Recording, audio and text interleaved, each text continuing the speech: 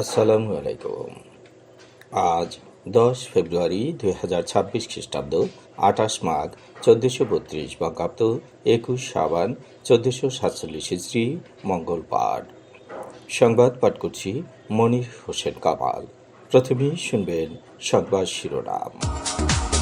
বরগুনায় ভোটের প্রস্তুতি সম্পন্ন। মধ্যরাত থেকে মোটরসাইকেল চলাচলে 72 ঘন্টার নিষেধাজ্ঞা। দুর্নীতিতে বাংলাদেশের অবস্থান 13। সাংবাদিক আলী মামুদকে মৃত অবস্থায় উদ্ধার। মাইকিংয়ে রেকর্ড করা হয় লোকবেতারে। শুনলেন সংবাদ শিরোনাম, এবার বিস্তারিত। বরগুনায় ভোটের প্রস্তুতি সম্পন্ন হয়েছে। জেলায় মোট ভোটকেন্দ্র 312টি, ভোটকক্ষ 1874টি। জেলা নির্বাচন কর্মকর্তার অফিস থেকে ব্যালট পেপার সহ ভোটের সরঞ্জাম 6টি উপজেলায় পাঠানো হয়েছে। আগামীকাল প্রিজাইডিং অফিসাররা ব্যালট পেপার ও ভোটের সরঞ্জাম বুঝে নেবেন। রাতে ভোট গ্রহণকারী কর্মকর্তারা ভোট কেন্দ্রে অবস্থান করবেন। পুলিশ ও আনসার বাহিনীর সদস্য সহ প্রতিটি কেন্দ্রে 16 থেকে 17 জন সদস্য আইনশৃঙ্খলা রক্ষায় দায়িত্ব পালন করবেন। এছাড়াও নৌবাহিনী, বিজিবি, আনসার ব্যাটালিয়ন সদস্যরা স্ট্রাইকিং ফোর্স হিসেবে দায়িত্ব পালন করবেন। এছাড়াও মাঠে থাকবেন নির্বাহী ম্যাজিস্ট্রেট সহ জেলা প্রশাসনের কর্মকর্তারা। জেলা রিটার্নিং কর্মকর্তা ও সহকারী রিটার্নিং কর্মকর্তাদের কার্যালয়ে কন্ট্রোল রুম খোলা হয়েছে। বরগুনার 6টি উপজেলা নিয়ে 2টো নির্বাচনী আসন। বরগুনা সদর, আমতলী ও তালতলী উপজেলা নিয়ে 109, বরগুনা 1 আসন। এ আসনে 2,54,585 জন পুরুষ, 2,58,576 জন নারী ও 11 জন হিজড়া, 6,287 জন পোস্টাল ভোটার সহ মোট ভোটার 5,19,459 জন। ভোটকেন্দ্র 190টি। বরগুনা 1 আসনে প্রার্থী আছেন 4 জন। তাদের মধ্যে বিএনপির প্রার্থী নজরুল ইসলাম মোল্লা ও ইসলামী আন্দোলন বাংলাদেশের প্রার্থী মাওলানা মাহমুদুল হুসাইন অলিউল্লাহর মধ্যে ভোটের লড়াই হবে। বেতাগী, বামনা ও পাথরঘাটা উপজেলা নিয়ে 110, বরগুনা 2 আসন। এ আসনে 1,64,185 জন পুরুষ, 1,68,554 জন নারী, 4 জন হিজড়া, 5,001 জন পোস্টাল ভোটার সহ মোট ভোটার 3,37,744 জন। ভোটকেন্দ্র 122টি। বরগুনা 2 আসনে প্রার্থী আছেন 9 জন। তাদের মধ্যে বিএনপির প্রার্থী আলহাজ নুরুল ইসলাম মনি ও জামাতে ইসলামের প্রার্থী ডাক্তার সুলতান আহমেদের মধ্যে ভোটের লড়াই হবে। বরগুনা জেলা নির্বাচন অফিসার মোহাম্মদ আতিকুল ইসলাম জানিয়েছেন, জেলার মোট ভোটার 8,57,203 জন, যাদের মধ্যে 4,18,770 জন পুরুষ, 4,27,130 জন নারী, 15 জন হিজড়া ও 11,258 জন পোস্টাল ভোটার। আসন্ন ত্রয়োদশ জাতীয় সংসদ নির্বাচন ও গণভোট কেন্দ্র করে নির্দিষ্ট সময়ের জন্য বিভিন্ন ধরনের যানবাহন চলাচলে নিষেধাজ্ঞা আরোপ করেছে নির্বাচন কমিশন। এর মধ্যে মোটরসাইকেল চলাচলে নিষেধাজ্ঞা শুরু হচ্ছে আজ মধ্যরাত থেকে।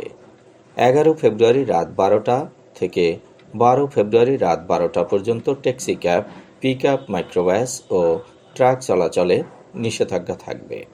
আইনশৃঙ্খলা রক্ষাকারী বাহিনী, সশস্ত্র বাহিনী, প্রশাসন ও অনুমতিপ্রাপ্ত পর্যবেক্ষক এবং জরুরি সেবা কাজে নিয়োজিত যানবাহন এবং ওষুধ, স্বাস্থ্য চিকিৎসা ও অনুরূপ কাজে ব্যবহৃত দ্রব্যাদি ও সংবাদপত্র বহনকারী সব ধরনের যানবাহন চলাচলের ক্ষেত্রে নিষেধাজ্ঞা শিথিল থাকবে।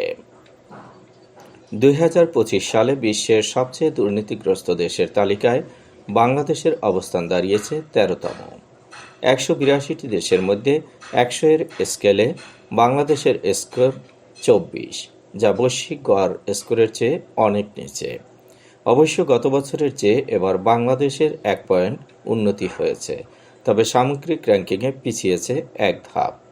2024 সালে সবচেয়ে দুর্নীতিগ্রস্ত দেশের তালিকায় বাংলাদেশের অবস্থান ছিল 14।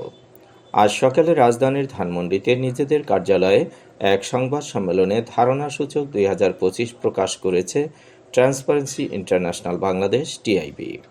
সূচকের তথ্য তুলে ধরেন টিআইবির নির্বাহী পরিচালক ইফতেখারুজ্জামান। ট্রান্সপারেন্সি ইন্টারন্যাশনালের 2025 সালের দুর্নীতির ধারণা সূচকে 89 স্কোর পেয়ে 2025 সালে সবচেয়ে কম দুর্নীতিগ্রস্ত দেশ হিসেবে তালিকার শীর্ষে অবস্থান করছে ডেনমার্ক। 88 স্কোর নিয়ে দ্বিতীয় অবস্থানে ফিনল্যান্ড, আর 84 স্কোর পেয়ে তৃতীয় অবস্থানে সিঙ্গাপুর। অন্যদিকে 9 স্কোর নিয়ে সবচেয়ে দুর্নীতিগ্রস্ত তালিকায় যৌথভাবে শীর্ষে আছে দক্ষিণ সুদান ও সোমালিয়া। 10 স্কোর নিয়ে দ্বিতীয় স্থানে ভেনেজুয়েলা, আর 13 স্কোর পেয়ে যৌথভাবে তৃতীয় সর্বনিম্ন অবস্থানে আছে ইয়েমেন, লিবিয়া ও ইরিত্রিয়া। 2025 সালের দুর্নীতির ধারণা সূচকে দক্ষিণ এশিয়ার 8টি দেশের মধ্যে 100-এর স্কেলে ভুটানের স্কোর 71, ভারত ও মালদ্বীপের 39, শ্রীলঙ্কার 35, নেপালের 34, পাকিস্তানের 28 ও আফগানিস্তানের 16। দৈনিক দিনকালের সিটি এডিটর ও বিএনপির মিডিয়া সেলের সদস্য আলী মাহমুদের মরদেহ আজ সকালে জাতীয় প্রেসক্লাবের শৌচাগার থেকে উদ্ধার করা হয়েছে। তার স্ত্রী জেসমিন আরা জানান, সোমবার বাসা থেকে বের হন আলী মাহমুদ। সে সময় তিনি জানিয়েছিলেন প্রথমে প্রেস ক্লাবে যাবেন, পরে যাবেন নিজ কর্মস্থল দিনকালে। আলী মাহমুদকে পরে তিনি ফোনে পাচ্ছিলেন না। দিবাগত রাত 12টার পরও আলী মাহমুদ বাড়ি ফিরে না আসায় জেসমিন আরা দিনকাল কার্যালয়ে ফোন দেন। জানতে পারেন আলী মাহমুদ দিনকাল কার্যালয়ে যাননি। এরপর আজ সকালে তিনি বড় ছেলেকে নিয়ে প্রেস ক্লাবে যান আলী মাহমুদকে খোঁজ করতে। সন্দেহ হলে তিনি শৌচাগারে খোঁজ করেন। সেখানে আলী মাহমুদের মরদেহ দেখতে পান। আলী মাহমুদের বাইপাস সার্জারি হয়েছিল। এর আগেও তিনি দুবার শৌচাগারে পড়ে গিয়েছিলেন। এটা নিয়ে তারা সবসময় ভয়ে ভয়ে থাকতেন। মাইকিংয়ে রেকর্ড করা হয় লোকবেতারে। সুমধুর ও সুস্পষ্ট কণ্ঠে মাইকিংয়ের জন্য লোকবেতারের বিকল্প নেই। লোকবেতারের সাউন্ডপ্রুফ স্টুডিওতে করা হচ্ছে গান ও নাটকের রেকর্ড। সেই সাথে লোকবেতারে নামমাত্র টাকায় প্রচার করা হচ্ছে বিজ্ঞাপন। 15 সেকেন্ডের বিজ্ঞাপন প্রচারিত হচ্ছে মাত্র 500 টাকায়। 30 সেকেন্ডের বিজ্ঞাপন 1000 টাকা, 45 সেকেন্ডের বিজ্ঞাপন 1500 টাকা, আর 1 মিনিটের বিজ্ঞাপন প্রচার করা হয় মাত্র 2000 টাকায়। নির্ধারিত টাকার বিনিময়ে প্রতিদিন কমপক্ষে 5 বার করে পুরো 1 মাস বিজ্ঞাপন প্রচার করা হবে। মাইকিং ও বিজ্ঞাপনের জন্য যোগাযোগ করবেন 0-17755664445 নম্বরে। এবারে শুনবেন আবহাওয়ার খবর।